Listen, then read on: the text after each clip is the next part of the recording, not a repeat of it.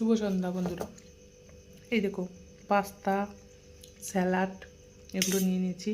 সন্ধ্যার সময় একটু নাস্তা করতে এই পাস্তা বানিয়ে খেতে বেশ ভালো লাগে। দারুণ স্বাদ। আমি স্যালাডের মধ্যে শুধু একটু শসা নিয়ে নিয়েছি। তোমরা চালটা যে যেটা পছন্দ করো। পাস্তাটাকে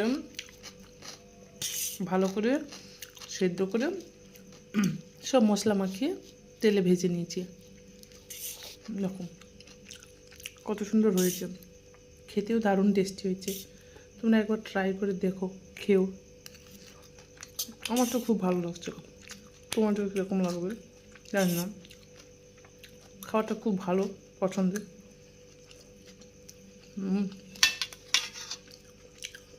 শসাটাও খুব খেতে